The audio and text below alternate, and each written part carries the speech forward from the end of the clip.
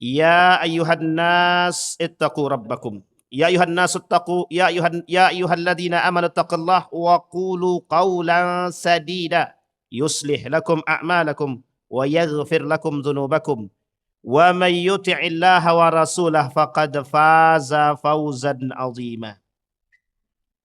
Puji syukur kehadirat Allah dengan mengucapkan alhamdulillahi rabbil alamin.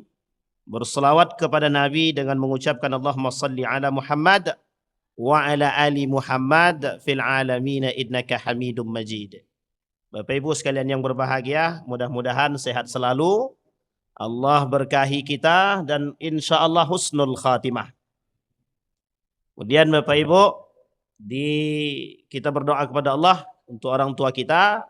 Allah tempatkan di tempat terbaik di sisinya, Allah terima amal ibadahnya, Allah kumpulkan bersama orang-orang yang saleh.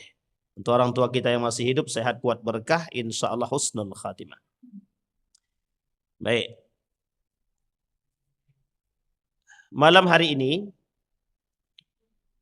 kita akan bersama mencoba mengkaji, tapi saya minta maaf ini judulnya agak sedikit serius. Judul kita, tapi jangan salah paham ya. Judulnya adalah mitos-mitos tentang perayaan Natal bersama. Judulnya sederhana, mitos-mitos tentang perayaan Natal bersama di bawah bendera toleransi. Baik. Saya mulai Bapak Ibu dari satu ayat di dalam Al-Quran. Mungkin tidak satu ayat, ada beberapa ayat lah. Yang pertama, kata Allah di dalam surat Al-Baqarah ayat 62. Innal ladzina amanu wal ladzina hadu wan nasara was-sabiina man amana billah wal yaumil akhir wa amila salihan falahum ajruhum 'inda rabbihim wala khaufun 'alaihim wala hum yahzanun. Ayat yang kedua, waddat ta'ifatum min ahlil kitab law yudillunakum wa ma yudilluna illa anfusahum wa ma yash'urun. Surat Ali Imran ayat 69. Kemudian dalam surat Ali Imran ayat yang ke-75. Wa min ahlil kitab man in ta'manhu biqintari yu'addihi ilaik. Wa minhum man in ta'manhu bidinarin la yu'addihi ilaik. Illa ma dumta alaihi qa'ima. Dzalika bi'annahum qalu laysa alaina fil ummiyina sabil. Wa yaquluna 'ala Allahil kadhib wa hum ya'lamun. Wa yaquluna 'ala Allahil kadhib wa hum ya'lamun. Di dalam surat yang tadi dibacakan oleh imam kita, surat yang dibacakan pada rakaat yang kedua. Ara'aital ladzi yukadzibu biddin. Surat apa itu Bapak Ibu? Surat Al-Ma'un. Dari sini, dari surat Al-Ma'un ini lahir satu konsep sosial yang disebut dengan Rumah Sakit Muhammadiyah, RS, Rumah Sakit Muhammadiyah, PKU. Baik ibu-ibu sekalian yang berbahagia. Nah Bapak Ibu sekalian yang berbahagia, sekarang saya ingin berbicara sebelum sampai kepada hal tersebut. Saya mengutip dari satu pernyataan daripada Profesor Dr. Buya Hamka. Kata Profesor Dr. Buya Hamka, atau lebih tepatnya Prof. Hamka. Beliau menyebutkan tradisi perayaan hari besar agama bersama semacam itu bukan menyuburkan kerukunan umat beragama atau toleransi, tetapi menyuburkan kemunafikan. Ini ibu-ibu, menyuburkan kemunafikan. Saya ulangi sekali lagi, menyuburkan munafikan. Itu yang ngomong Buya Hamka. Orang yang menjadi ketua Majelis Ulama Indonesia pertama sekali, yang termasuk salah satu pelopor berdirinya Majelis Ulama Indonesia. Baik.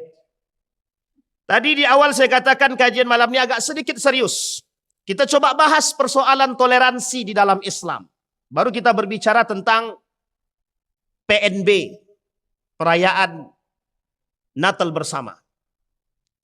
Bapak Ibu sekalian yang berbahagia, saya mengutip daripada cerita seorang profesor bernama Hamid Fahmi Zarkasi. Beliau pernah ditanya oleh salah seorang penanya, beliau kata begini ketika beliau berada di Inggris. Mengapa di Indonesia itu orang bisa lebih toleran, tapi di sini negara Eropa lainnya tidak bisa toleransi. Saya dan keluarga saya, dan saya kira juga kebanyakan keluarga orang-orang yang di negara Eropa termasuk Austria, di sini tidak tahan bertetangga dengan keluarga Muslim. Kemudian dilanjutkan, saya terkejut mendengar pertanyaan tersebut, kata Prof. Dr. Hamid Fahmi Zarkasi. Jadi Bapak Ibu, datang seorang penanya kepada Prof. Hamid ini, mengapa di Indonesia itu toleransinya tinggi? Ini ingat bahasa ini ya, tapi dipahamin baik-baik. Mengapa di Indonesia ini tingkat toleransinya tinggi, sementara di Eropa tidak tinggi? Apa alasan mereka bertanya ini? Karena mereka melihat bahwa ada unsur keagamaan yang mayoritas. Muslim bisa menerima agama-agama yang lain. Jadi dalam undang-undang itu kan ada agama yang diakui oleh negara. Islam, Kristen terbagi dua, Protestan dan Katolik. Kemudian Kongfucu, Hindu, Buddha. Betul ya? Itu agama yang diakui. Ada satu lagi agama Bahai namanya. Jadi ada berapa tuh agamanya tuh? Baik. Ini agama yang diakui. Kemudian Prof. Hamid menjawab, saya kira Anda di Barat ini terlalu kaku berpegang pada paham sekulerisme, sehingga tidak toleran kepada agama yang lain. Apapun yang berbau agama Anda tolak. Apalagi kalau hal itu masuk ke dalam ruang publik. Satu. Sesuatu yang tidak mungkin terjadi di Barat adalah masuknya agama ke dalam setiap ruang-ruang publik. Nah, ini poin penting Bapak Ibu. Di sana, di Barat itu agama tidak bisa masuk dalam ruang publik, itu tidak bisa. Jangan berbicara agama, itu sangat tidak baik. Nah kemudian beliau menambahkan bahwa orang menjadi sekuler itu tidak membuat orang menjadi arif dan bijaksana. Sekuler malah bisa berarti eksklusif. Ini kata beliau. Jadi ini belum masuk pada poin toleransinya, tapi beliau kata bahwa orang yang sekuler itu eksklusif dan tidak bisa toleransi, tidak bisa toleran. Kita ambil contoh sederhana. Kalau kita berbicara Islam, perlukah Islam ini diajarkan bertoleransi? Kita ambil contoh. Umar bin Khattab pada masanya. Di dalam surat Al-Hasyr itu, dalam penjelasan para ulama termasuk salah satunya Wahbah Zuhaili dan Imam Nawawi Al-Bantani menjelaskan dalam tafsirnya itu begini. Umar bin Khattab itu pernah mengusir orang-orang dari Yahudi Khaybar. Mereka lari pindah ke Syam, Yerusalem. Di masa pemerintahan daripada Umar bin Khattab, Umar menaklukkan Yerusalem tanpa pertumpahan darah. Sehingga Umar bin Khattab itu dikenal sangat arif dan bijaksana. Cuma, ada cumanya. Umar bin Khattab tidak menghancurkan gereja. Tak dihancurkan. Sampai hari ini, Bapak Ibu masih bisa melihat ada masjid Umar bin Khattab yang dibangun di depan gereja. Itu gara-gara Umar disuruh sholat di dalam gereja, Umar tidak mau. Akhirnya Umar sholat di depan gereja. Nah karena Umar sholat di depan gereja, disitulah Masjid Umar dibangun. Dan Umar katakan kepada mereka, Anda berhak beribadah sesuai dengan kepercayaan masing-masing. Cuma ada cumanya. Umar tidak meminta kepada masyarakat muslim untuk ikut perayaan Natal. Tidak ada. Ada Umar paksakan, ada Umar minta, tidak ada. Justru Umar bin Khattab tidak mengharuskan dan mewajibkan, bahkan tidak mengajak orang-orang untuk melakukan perayaan Natal bersama. Pertanyaannya berbeda Ustadz. Apakah ada perbedaan masa Umar dengan sekarang? Dalam urusan ini tak ada perbedaan. Sama sekali tak ada perbedaan. Justru Umar pada saat itu sangat menghargai agama-agama yang lain. Itu satu. Nah di sini Bapak Ibu persoalannya. Maka Bapak Ibu sekalian yang berbahagia. Orang Barat itu sangat tidak toleran terhadap agama Islam. Sangat tidak toleran. Bapak Ibu boleh lihat ya kekerasan-kekerasan yang terjadi. Kita ambil contoh India. Kalau kita berbicara toleransi dalam agama, kita lihat India. Apa yang dia lakukan terhadap, mohon maaf, terhadap umat-umat muslim yang ada di sana. Habis Pak. Habis. Makanya ketika di Indonesia, orang-orang yang beragama yang lain tidak akan mengalami hal yang serupa. Tidak mengalami hal yang serupa seperti yang terjadi di India. Ketika pada masa Ratu Elizabeth, itu umat muslim tidak ada istilah toleransi di situ. Bahkan tidak diberikan kebebasan beragama terhadap agama yang lain. Uniknya, termasuk negara pengusung urusan toleransi. Termasuk negara yang mengusung toleransi. Pertanyaannya, toleransi apa yang dimaksud? Toleransi kepada agama mereka, tapi tidak bertoleransi kepada agama Islam. Sampai di sini bisa dipahami Bapak Ibu ya? Baik, satu. Sekarang kita lihat Bapak Ibu. Ketika Prof. Hamid itu, beliau diundang ke salah satu universitas. Ada yang bertanya begini. Prof. Hamid bertanya kepada beberapa dosen yang ada di universitas yang di Inggris tersebut. Beliau tanya begini. Apakah mereka setuju dengan faham-faham feminisme, kesetaraan gender, pluralisme agama, liberalisme pemikiran? Dijawab sama dosen-dosen di sana. Kata dosen itu, tidak. Kami justru tidak menyukai adanya unsur pluralisme dalam agama. Ini menunjukkan betapa sebenarnya pemikiran-pemikiran pluralisme agama ini dipaksakan untuk dimasukkan ke setiap negara. Bukan hanya Indonesia, tapi di beberapa negara. Mereka jawab, pluralisme teologi ini adalah proyek A, kata mereka. Nanti apa kaitannya dengan yang kita sampaikan? Kita coba cek. Apa kata mereka lanjutnya? Liberalisme adalah omong kosong. Ini biar kita umat muslim ini tahu. Sekarang saya tengok di berita media sosial itu lagi rame Ulil Absar Abdallah. Betul ya Bapak Ibu ya, lagi rame tuh di media sosial. Keluar terus dia. Setelah kasus dia kemarin itu, sekarang keluar itu. Ulil Absar ditolak di Malaysia. Karena pemikiran dia. Ulil Absar menolak kebenaran Al-Quran. Misalkan dalam poin-poin tertentu itu ada disampaikan itu. Dan ini adalah persoalan liberalisme. Nah Bapak Ibu sekalian yang berbahagia. Di dalam Islam itu ada kelompok-kelompok yang memang mereka muslim. Tapi ada di antara mereka yang muslim ini yang juga cukup liberal. Gaya berpikir mereka yang mendukung pluralisme agama. Termasuk salah satunya yang kita sebut tadi. Nama yang tadi kita sebut. Dan ada lagi para ulama yang dianggap ulama.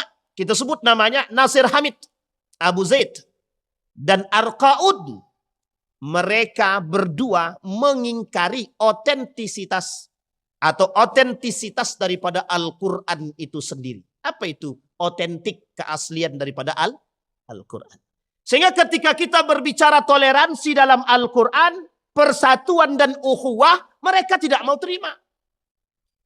Disinilah poin penting bahwa umat muslim hari ini sedang dipaksakan untuk menerima kondisi tersebut. Baik Bapak Ibu. Kemudian Bapak Ibu sekalian yang berbahagia, disampaikan oleh Prof. Hamid itu begini.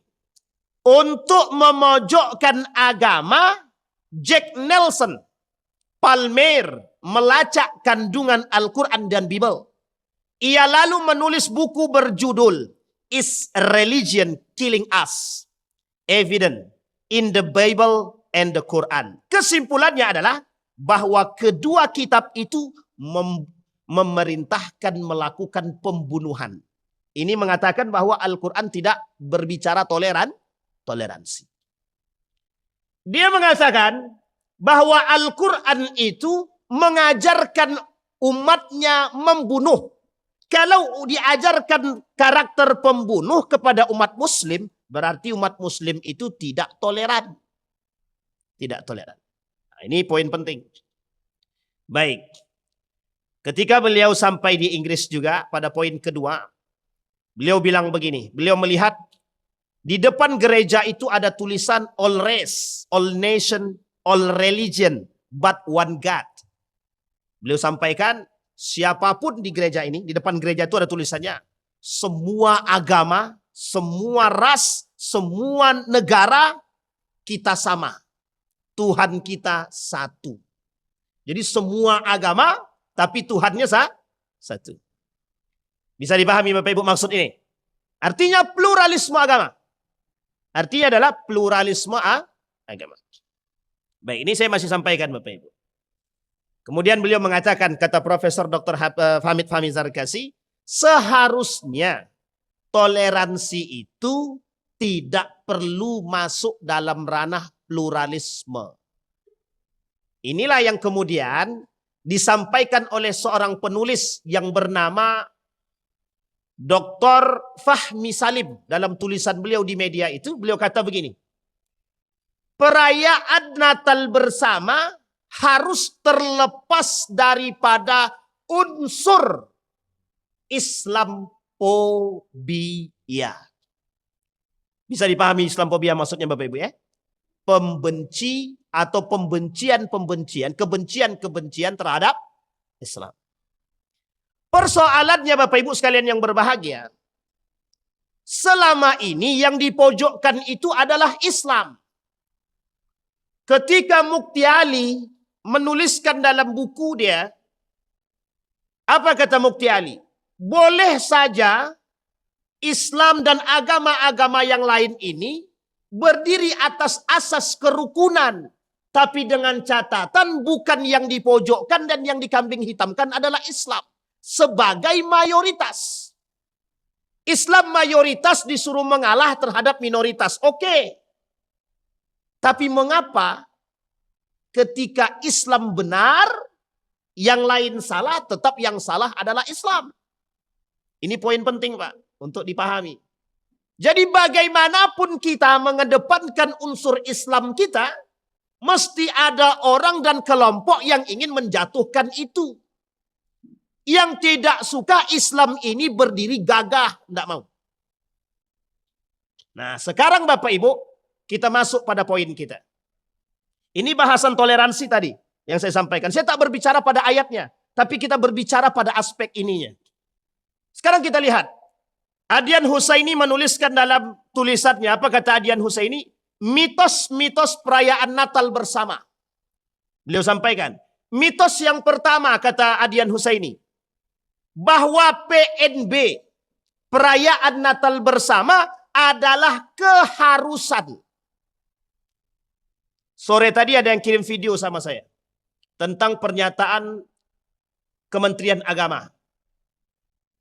Di situ beliau menyampaikan maksud dan harapan kerukunan antar umat beragama melalui program perayaan Natal bersama. Beliau tanya kepada saya, Ustadz, dalam video yang dikirim, bagaimana pendapat Ustadz tentang video ini? Kita jawab, Pak. Kita jawab di sini sekarang. Yang pertama, Bapak Ibu sekalian yang berbahagia, yang disampaikan oleh Fahmi Salim dalam pandangannya, Menteri Agama bukan hanya untuk Islam saja, tapi adalah untuk agama yang lain. Sehingga ketika Menteri Agama ikut turun misalkan diundang beliau untuk datang dalam perayaan Natal, maka itu sah saja. Dan dibenarkan oleh sebagian para ulama untuk datang sebagai seorang pejabat atau menteri negara dalam urusan ini. Kalau dalam urusan pribadi dia, maka berbeda lagi. Ini dalam urusan kenegaraan. Bisa dipahami ya Bapak Ibu ya? Tapi kata beliau, jika unsur ini, kata Ustadz Fahmi Salim, jika seandainya program ini disusupi oleh program Islamophobia, maka ini menjadi musuh kita bersama. Artinya harus kita lawan. Harus kita lawan. Itu yang pertama.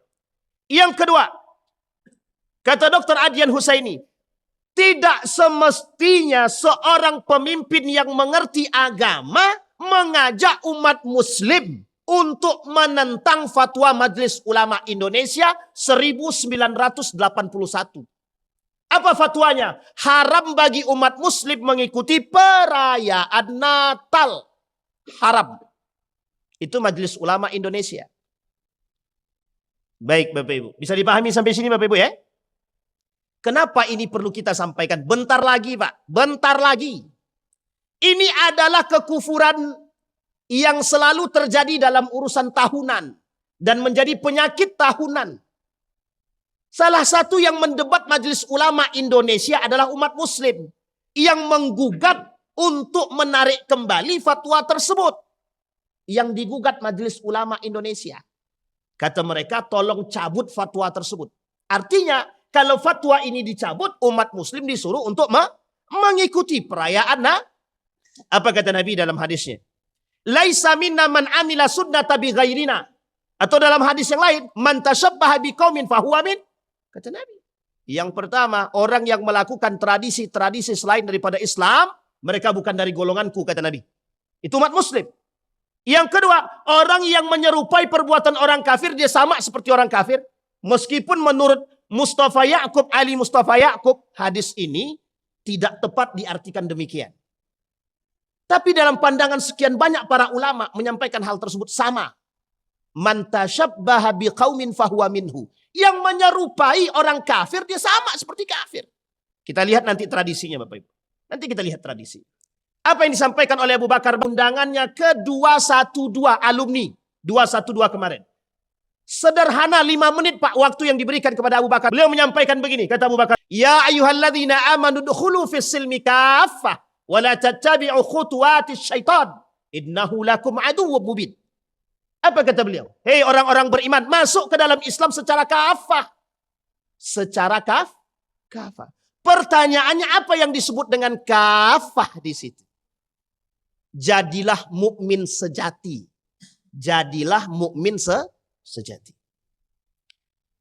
Apakah mukmin sejati itu mengakui kebenaran agama yang lain? Tidak. Apakah mukmin sejati itu harus mengikuti tradisi-tradisi yang tak bermanfaat? Tidak. Apakah mukmin sejati itu meninggalkan amiruna bil ma'ruf nahina 'anil munkar? Tidak. Jadi mukmin sejati harus berada pada posisi itu. Mereka harus bisa amiruna bil ma'ruf nahina 'anil munkar. Jadi sesuatu yang sifatnya menggerogoti memang harus kita lawan, Pak. Tapi melawan yang seperti ini sulitnya bukan main, sangat sulit sekali. Karena bakal banyak pertanyaan yang muncul dan sifat pertanyaan itu adalah diskriminasi. Seolah-olah yang membicarakan ini adalah salah. Seolah-olah yang membicarakan ini tidak toleransi, tidak toleran. Salahkah kita berbicara Hari ini saya berbicara di hadapan kaum muslim. Salahkah ketika saya mengajak Bapak Ibu untuk mengatakan jangan ikuti perayaan Natal? Salah kan? Kalau saya berbicara ini di luar, di tengah orang-orang yang majmuk, mungkin. Tapi ini di kalangan umat muslim, mayoritas semuanya. Dan ini poin penting, Pak. Yang kedua, mitos yang kedua. Kata Ustadz Dr. Adyan Husaini, mitos yang kedua adalah membina kerukunan umat beragama. Sekarang saya tanya Bapak Ibu. Kita coba tanya. Misal, ada perayaan Idul Fitri. Di dalamnya ada orang-orang misionaris atau non-muslim Kristen dan lain sebagainya. Kita di dalam Islam dilarang oleh Allah memaksa orang-orang untuk masuk ke dalam agama kita. Memaksa, ingat kalimatnya, memaksa. Tapi bolehkah kita mensyiarkan Islam? Boleh. Tapi bolehkah kita memaksa? Pokoknya kau harus masuk. Kalau kau tak masuk dalam agama Islam, mati. Tidak ada, Pak. Pernah kita memaksa orang begitu? Pernah enggak Bapak Ibu kasih bantuan, mohon maaf kasih bantuan entah itu daging kurban kepada tetangga-tetangga yang non-muslim. Kau mau daging kurban? Kalau kau mau daging kurban, masuk Islam. Kalau kau tak mau masuk Islam, tak usah daging kurban. Pernah Bapak Ibu begitu kan? Gak pernah kan? Islam itu rahmatan lil alamin. La ikraha fid din. Tak ada urusan. Mereka kita tidak boleh memaksa orang untuk masuk ke dalam agama kita. Tidak. Nabi Pak ditegur. Tidak boleh paksa. Tidak boleh paksa. Bisa dipahami Bapak Ibu ya. Kembali kepada poin tadi. Sekarang apa kaitannya dengan membina kerukunan umat beragama? Ketika kejadian yang serupa pada tahun yang lalu, beberapa tahun yang lalu, ada mantan menteri pendidikan. Namanya Nadiem Makarim. Ini kalau bermasalah coret. Nadiem Makarim mengatakan, ini tapi wacana yang tidak terjadi alhamdulillah. Karena yang protes banyak.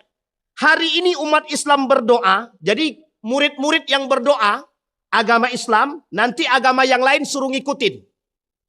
Nah nanti kebalikannya. Agama yang lain berdoa, umat muslim suruh ngikutin. Dan kita amin. Begitu. Sekarang saya tanya Bapak Ibu. Kita disuruh mempercayai, mengamini sesuatu yang kita tidak imani.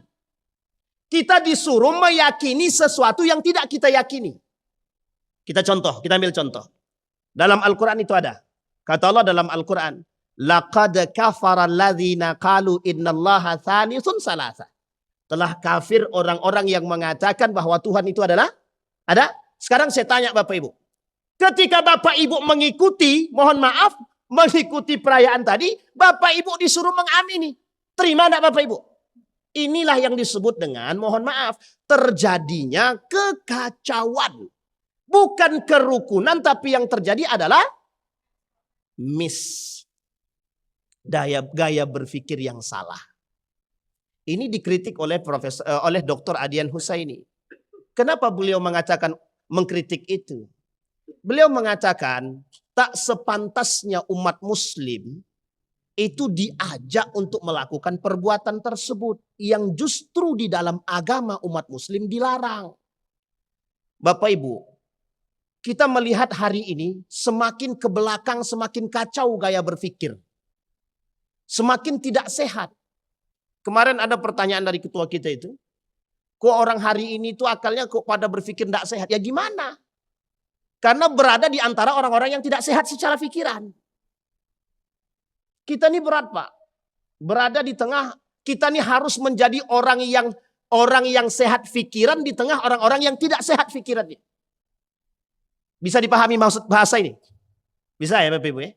Jadi kita dipaksakan untuk tidak sehat juga. Ini poin penting Pak. Sekarang kita lihat. Bagaimana yang dimaksud dengan ukhuwah persatuan?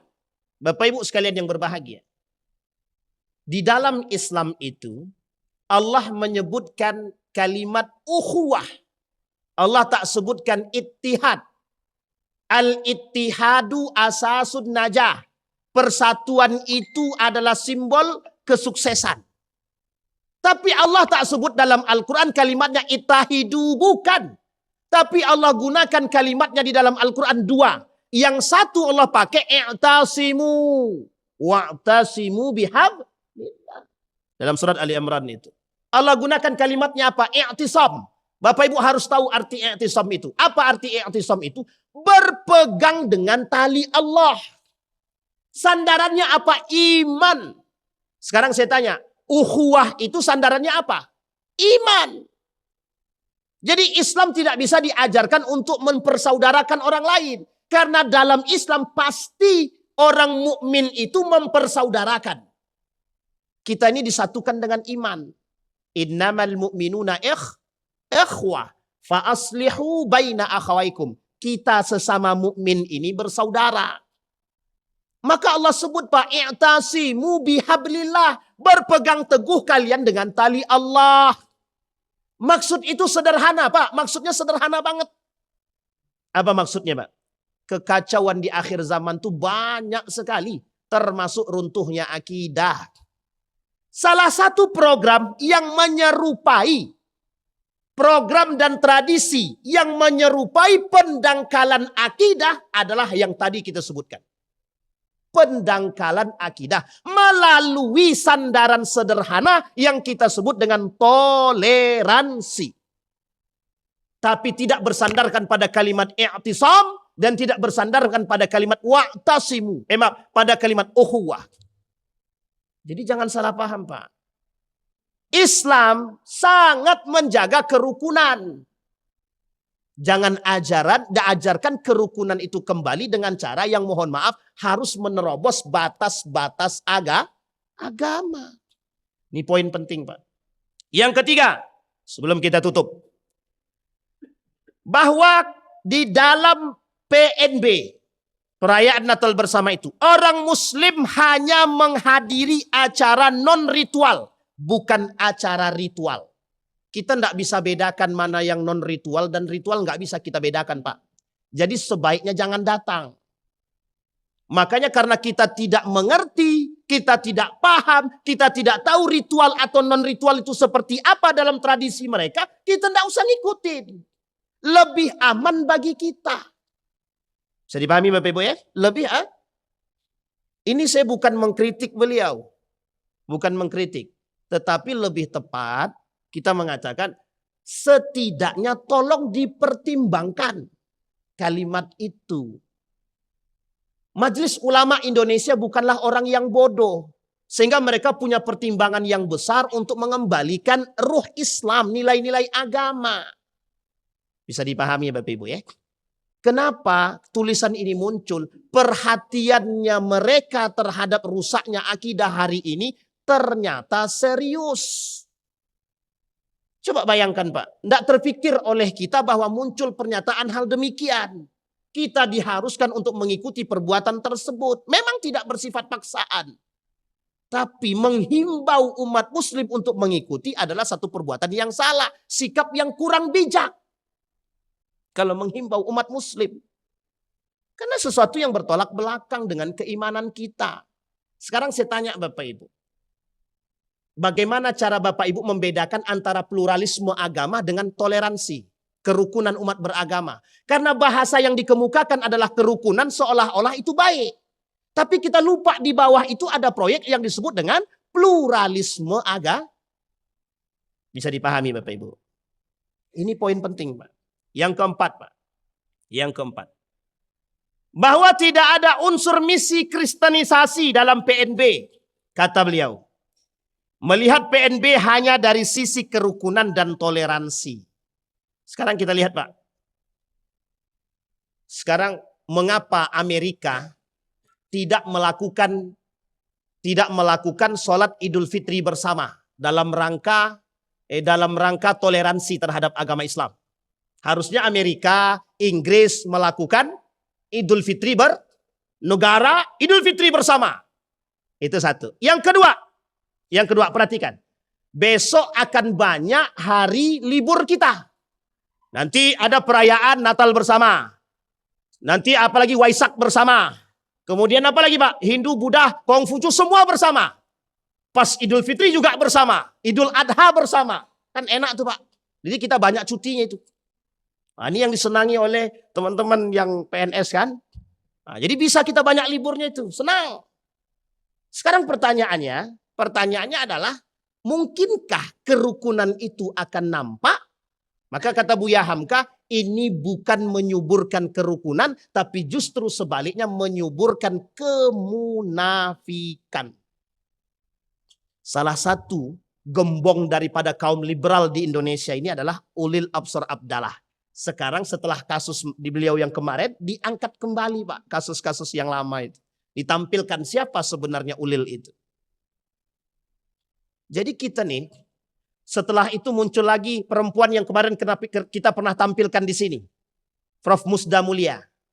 Dan kita lihat sekarang muncul lagi orang-orang yang dulu, mohon maaf ya, yang berkecimpung dalam dunia liberalisme, balik lagi Pak, muncul lagi orang-orang tersebut. Bayangkan Pak, hanya untuk menghancurkan satu agama.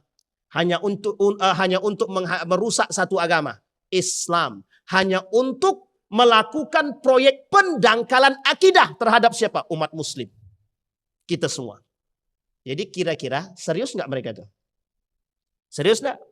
Maka nasihat daripada Abu Bakar perlu kita renungkan bersama. Apa nasihatnya? Kata beliau, Ya ayyuhalladzina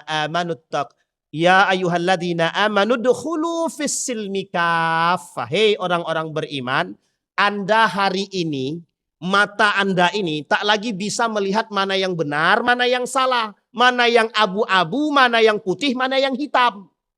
Caranya biar Anda selamat, berpegang teguh dengan agama yang baik. Udkhulu fis silmi kaffah. Masuklah ke dalam Islam serius. Jangan main-main. Allah sebut dalam hadis yang lain, hadis kursinya kata Allah begini. Ya ibna Adam, khalaqtuka lil ibadah fala tal'ab. Anak Bani Adam, aku ciptakan kalian, kata Allah dalam hadis kursi, untuk beribadah, jangan main-main. Jadi Islam yang sesungguhnya Pak. Jadi kita nggak usah ikut-ikutan. Ini tradisi. Nah sebelum saya tutup Bapak Ibu sekalian yang berbahagia. Ketika Ustadz Abu Bakar di ayat tadi, beliau katakan begini. Dalam Al-Quran. Wala tattabi'u khutuwatis syaitan. Jangan kalian ikuti bisikan-bisikan setan. Ini saya tak katakan siapapun setan ya. Tapi bisikan-bisikan syaitan ini itu berupa program-program yang tadi kita sampaikan. Seolah-olah baik tapi mohon maaf jebakan. Bagi kita orang-orang beriman. Mudah sekali untuk mendangkalkan akidah. Mudah sekali membuat kita terjebak dalam rusaknya Islam. Rusaknya iman. Sehingga mohon maaf. Yang dikhawatirkan oleh Nabi adalah wafatnya umat muslim dalam keadaan. Satu, syirik. Yang kedua, kufur. Bisa dipahami Bapak Ibu ya? Terjebak dalam kekufuran dan kesyirikan. Mati kita dalam kufur dan syirik, nerakanya cuma satu Pak. Jahanam. Apalagi kita mati dalam nifak, kemunafikan. 3 penghuni neraka itu. Syirik, kufur dan munafik. Maka Bapak Ibu, wala tattabi'u khutuwatis syaitan. Kalimat terakhirnya, innahu lakum aduwwum mubin. Sesungguhnya itu musuh yang sangat nyata. Sekarang saya tanya, nyata nggak musuh itu? Pertanyaannya, setannya nampak nggak? Setannya nggak nampak. Manusia yang menyerupai setan itu yang paling banyak sekarang. Bisa dipahami ya Bapak Ibu ya? Nah Bapak Ibu yang terakhir, di Desember itu mesti ada 2 hal yang harus kita hindari. Yang terakhir adalah perayaan tahun baik umat muslim. Umat muslim, saya menghimbaunya muslim, bukan mukmin lagi. Kalau mukmin seharusnya memang tidak melakukan. Seharusnya memang tidak melakukan. Tapi kita mengatakan kepada umat muslim, tinggalkanlah yang tidak bermanfaat bagi dirimu. Sesungguhnya perayaan tahun baru juga bukan dari muslim. Tapi dari orang kafir. Semua nama bulan itu mereka yang buat. Dan nama bulan itu semuanya nama-nama dewa. Jadi kita mengikuti perayaan itu, tahun baru. Mohon maaf Pak, ini yang disebut mantasyabbaha biqaumin, menyerupai. Sekarang saya tanya, itu tradisi siapa? Tradisi orang kafir. Kita ngikut, kalau ngikut berarti sunnah. Tradisinya mereka, perbuatan mereka. Kata Nabi, bukan dari golonganku. Kalau menyerupai, pakai pakaian atribut, memakai pakaian yang lain, ada bunganya dan lain sebagainya. Gimana Pak? Sama, haram. Kata Majelis Ulama Indonesia, haram. Bisa dipahami Bapak Ibu? Jaga keluarga kita, ku anfusakum wa ahlikum nara, yang paling dekat hari ini itu. Makanya dulu saya sampaikan beberapa waktu yang lalu, ummati, ummati, ummati kata Nabi, itu sangat relevan dengan sekarang. Ketakutan Nabi terhadap umatnya bukan persoalan yang pada masa itu, tapi persoalannya hari ini. Dekatnya umat Nabi Muhammad dengan kekufuran, kemunafikan, kesyirikan. Sehingga mohon maaf, jauh dari baginda Nabi Muhammad sallallahu alaihi wasallam. Mudah-mudahan bermanfaat, mudah-mudahan bisa diambil ibrah dan pelajaran. Insya Allah bisa menambah keimanan dan keistiqamahan kita dalam beragama dan berakidah. Insya Allah kita selamat dunia akhirat. Fa'tabiru ya ulil absar la'allakum tuflihun. Assalamualaikum warahmatullahi wabarakatuh.